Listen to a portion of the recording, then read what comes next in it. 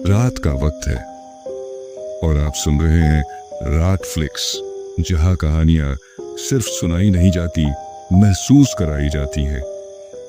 आज मैं आपको एक ऐसी कहानी सुनाने जा रहा हूं जो आजादी के दिन से जुड़ी है, लेकिन इसमें आपको गर्व के साथ साथ ऐसा डर भी महसूस होगा जो आपकी रूह तक उतर जाएगा। तो अगर आप अकेले हैं तो लाइट बंद कर दीजिए, हेडफोन लगाइए और तैयार हो जाइए 15 अगस्त की आखिरी परेड सुनने के लिए। 1947 देश भर में आजादी का जश्न मनाया जा रहा था। लोग सड़कों पर नाच रहे थे, बच्चे तिरंगा लहरा रहे थे और हर गली में मिठाइयों की खुशबू फैली थी। लेकिन धर्मपुर नाम के एक छोटे से गांव में उस दिन भी एक सन्नाटा था। इस सन्नाटे के पीछे एक कहानी थी जो पीढ़ी दर पीढ़ी गांव वाले एक दूसरे को सुनाते आ रहे थे। गांव के किनारे एक पुरानी अंग्रेजों की पुलिस चौकी थी। ईंटों से बनी ऊंची दीवारें अब जगह जगह से टूट चुकी थी और लोहे का गेट जंग से लाल हो गया था। कहा जाता है कि 1942 के भारत छोड़ो आंदोलन के दौरान यहाँ 7 आजादी के सिपाहियों को बिना किसी मुकदमे के फांसी दे दी गई थी।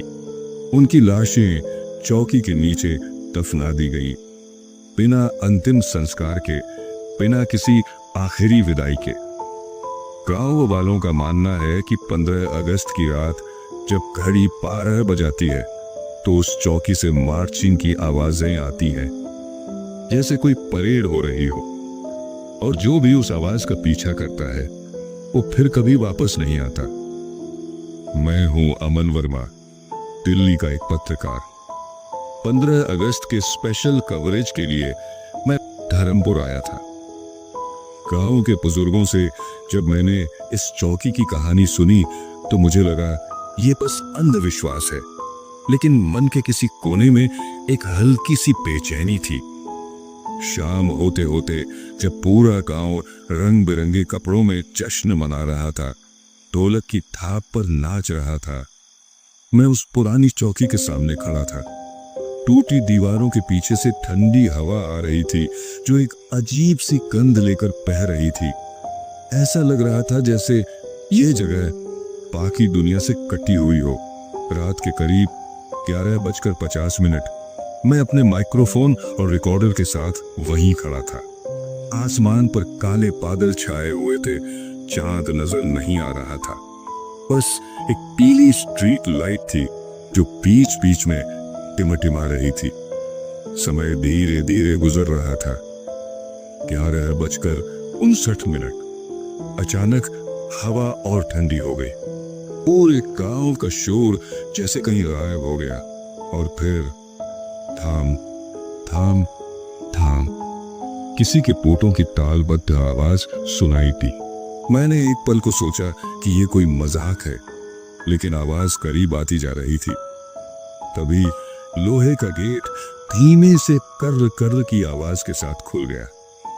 अंदर गहरा अंधेरा था, लेकिन कहीं दूर से 1947 का पुराना राष्ट्रगान बज रहा था।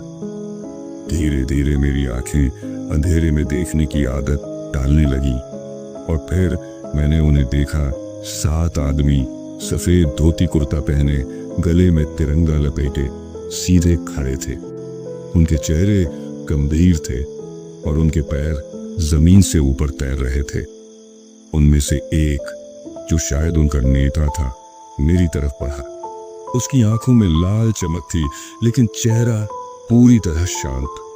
उसने गहरी आवाज में कहा, हमने आजादी तो पाली, लेकिन आखिरी सांस आजाद हवा में नहीं ली। हमारे साथ मार्च करो। मेरे शरीर में जैसे जान ही नहीं बची थी। मैं कुछ कहना चाहता था, लेकिन शब्द गले में अटक गए। मेरे पैर अपने आप उनके साथ चलने लगे। मैं उनके पीछे पीछे चौकी के अंदर चला गया। वहां मिट्टी बिखरी थी और उस मिट्टी में गहरे लाल रंग के पुराने धब्बे थे, जैसे कई साल पहले का सूखा हुआ खून। अचानक उनमें से एक ने अपने कंधे से तिरंगा उतारा और मेरी गर्दन में लपेट दिया। कपड़ा ठंडा था, लेकिन जैसे ही उसने मेरी त्वचा को छुआ, सांस लेना मुश्किल हो गया। आंखों के सामने अंधेरा छा गया और फिर सब खत्म। सुबह गांव वालों ने चौकी के पास एक नई लाश पाई। उसने अंग्रेजी जमाने की पूरी वर्दी पहनी हुई थी और चेहरा मेरा था। लोग कहते हैं कि 15 अगस्त की रात धर्मपुर में आज भी परेड होती है। फर्क बस इतना है, अब उन 7 सिपाहियों के साथ एक 8वां भी चलता है। अगर आपको लगता है कि ये बस एक कहानी थी, तो अगली 15 अगस्त की रात धर्मपुर की पुरानी चौकी के पास से होकर गुजारिए। शायद आपको भी पोटो की आवाज सुनाई दे और शायद कोई आपको अपने साथ मार्च करने के लिए बुला ले।